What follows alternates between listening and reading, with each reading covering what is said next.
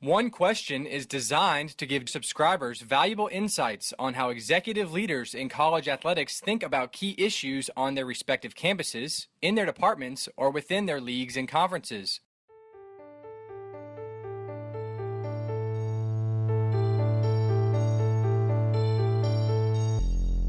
Greetings, this is Ty Brown, and welcome to One Question, where we highlight executive leaders in college athletics. Our guest today is Joe Karlgaard. Joe is the Director of Athletics, Recreation, and Lifetime Fitness at Rice University. Greetings, Joe. Thanks for joining us today. Really happy to be here, Ty. It's an honor to be on your podcast. I appreciate that. Now, Joe, you've been in college athletics for roughly 20 years. You're in year 6 on the job there at Rice. The 20 years also includes 6 years as athletic director at Oberlin College. So you're well versed on leadership in college athletics and leading an athletics department specifically. The question I have for you is, in 5 years as an AD there at Rice, you've made major changes. You've hired a number of coaches, women's basketball. You made 2 men's basketball hires. You've hired baseball and football, which are all very visible sports on a college campus. You've also opened new facilities and a number of different things. And when it comes to making those major decisions in college athletics, do you engage the word we use in college athletics, the stakeholders there in the Rice community and I guess the grander Rice community? Do you engage those influential stakeholders when you're in a strategic planning phase of making those changes? I would say that absolutely you do. I think it's very situational, though, at what point you're going to bring people sort of under the tent. I think when you're going for a facility project, you've got to try and lay the groundwork and expectations as early as possible. And hopefully you've built a relationship with people who can influence the project, either through the approval process or by giving a gift or by helping you in other ways. And when it comes to making a critical personnel decision, sometimes those are you'll engage various stakeholders at different points in the process. And as what I found out is I've gotten to know various people around our Rice campus, be they senior level administrators in central administration, or our donors, or our fans, or even people within the athletic department, is that you come to find sort of what it is that they expect and how they like to be engaged. And so some just want an FYI, and others want to be a kind of a deeper part of the process. And then you've got to figure out, based on that particular situation, what's the appropriate level of engagement to give that person. And so that's been an evolving thing in my 5+ years here at Rice, is figuring out exactly who to engage and when and how they can help in the process. Now, engaging stakeholders, it's not just Rice's FBS program. I imagine at Oberlin you had to do something similar in terms of figuring out who the influential stakeholders were and engaging them there also. I did. It was a smaller operation, and what's sort of interesting is that Rice is not a big school. We don't have the alumni base that Texas or Texas A&M has. So it's easier to manage. And then I also think when you're at a private school, there's the expectations at a public are maybe a little bit different than they are at a private in terms of how you release information, how people can access information, and sort of what level of engagement is expected by taxpayers. Right. Joe, I wonder about the reactions of your stakeholders after you've made a significant decision. Whether you were just giving them information, you were soliciting input, or whatever level of engagement you've done prior to making a major decision, how do those stakeholders respond after the actual choice is made? Well, what I've tried to tell influential stakeholders is that college athletics today is different than it was 10 or 20 years ago, and there may have been a time where we went through a formal process with a search committee, and a coaching search in one of our higher profile sports may take 3 or 4 or 5 weeks, and you just don't have that opportunity anymore. Part of it's because of the presence of social media and how quickly information gets out. But, the thing that makes college athletics so unique is you've got this really short window. And all of the competition for a particular position takes place within that short window of time. So if you think about hiring a football coach, for example, most of those hires are made within a 3 to 5 week period, right around, the month of December. And so if you're actively involved in trying to bring somebody onto your campus and hire that person, you have to be aware of who else is out there and what kind of dominoes may fall. And as I've talked to our central administrators here, dean searches don't work that way.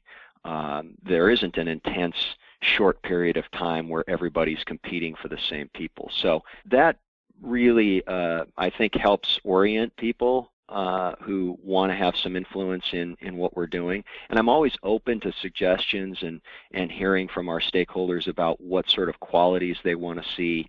But ultimately, I'm the one who has to live with the decision, and I'm the one who's held accountable. So I'd say our reaction so far has been one of understanding. And I think, as coaching hires work out, obviously the reaction gets better and better. And if they don't work out, the reaction gets worse and worse. Right, exactly. For the sake of terminology, who would you consider influential stakeholders there at Rice? Well, certainly our president, David Lebron. So I report to our president. He is, in some ways, he is the stakeholder in all of this. I think anybody who has had who's made large financial contributions to a particular sport is going to be a stakeholder. We have a number of folks on our board of trustees who were college athletes here at Rice, and I try to keep them filled in. And then, there'll be instances where I just think somebody's expertise makes them a stakeholder. So, you could imagine if somebody happens to know, within the city, whether they're a Rice alum or not, happens to know a lot about the baseball coaching market, for example, they could be a stakeholder that I want to engage. I did an interview a while ago with an athletic director, and he was making a coaching hire, and he said he talked to the student athletes in terms of their input. He said they have a say, but they don't necessarily have a choice. So he wanted to hear what they said and what their opinion was on what kind of environment they wanted. But obviously he was the one that had to make the choice and who the coach was. Would you consider student athletes as stakeholders in Rice athletics? Absolutely, they're stakeholders. But I think there are limits to how you engage student athletes. What I've tried to do throughout all of our coaching hires is build a profile of characteristics before we begin the search. So you're not unduly influenced by a particular candidate and their skill set. You have your profile, you try to stick to your profile. And then what I've done in each of our coaching searches is I've sat down with key student athletes, leaders within their classes, their graduating classes, leaders on the team, and asked them, what are the characteristics that you're looking for?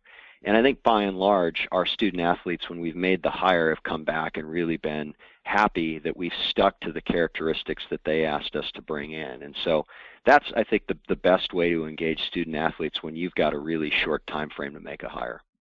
Right, and that goes into my next question here. You mentioned the president and other stakeholders. What is the process of learning how to communicate with a variety of stakeholders at a Division I institution like Rice?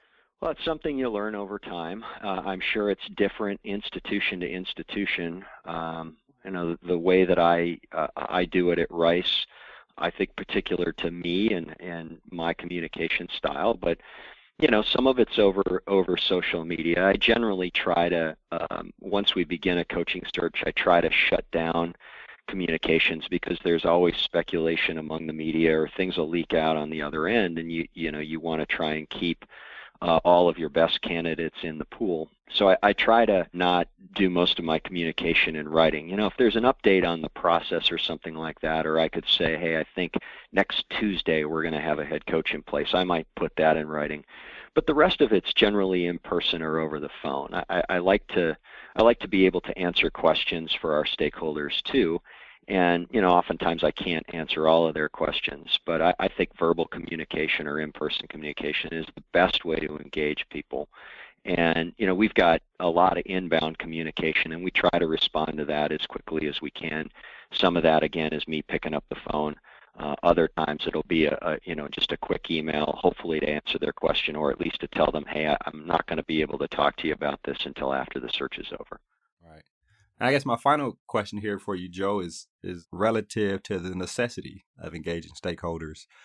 Even, your time there at Oberlin and your time as you worked your way up in the athletics industry, why is this necessary? Why is it important? I mean, I guess it's obvious if somebody's a big donor, you want to make sure they're informed, and the president is obvious. But in general, why is it important to identify who the influential stakeholders are, and then after that, figure out a way to best engage them and figure out their level of engagement in important choices and decisions and keeping them informed?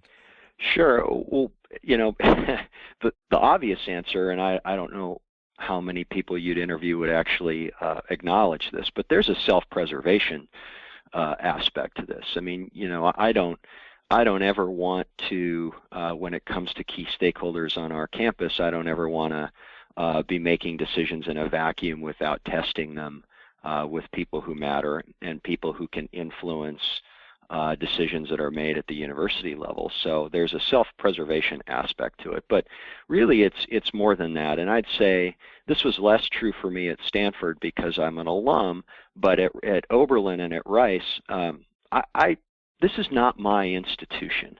This is the institution of our stakeholders, our student athletes, our upper level administrators, our coaches, and our donors. And so it's important to engage them because, at some point down the road, I won't be here anymore. I'll either die on the job or something else will happen. And you want to make sure that the decisions that you made while you were here are ones that were understood by key stakeholders, even if they disagreed with them, that you could walk them through your thought process and tell them what you saw. And I think that creates a better long-term relationship between the stakeholders of Rice and the institution itself.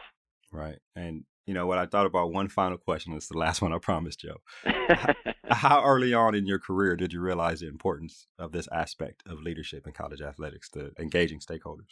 I'd say it was probably halfway through my tenure as AD at Oberlin.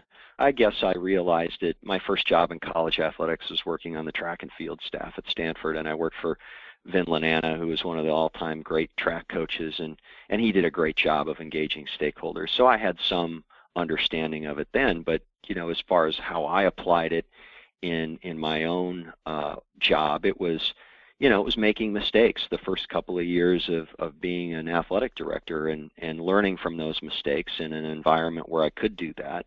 And then, applying that sort of engagement from then on out. So it took me a while, but I'm one of those hard-headed people that oftentimes needs to make the mistake before I learn the lesson. Right. Well, it seems, of course, I'm on the outside looking in, but it seems like you're doing a great job there at Rice.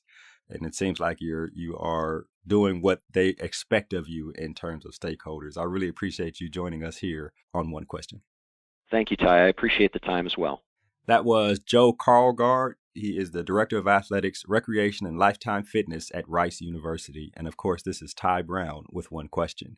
And keep in mind, the role of a leader is to create and maintain an environment that people want to be a part of. And as always, be better tomorrow than you are today.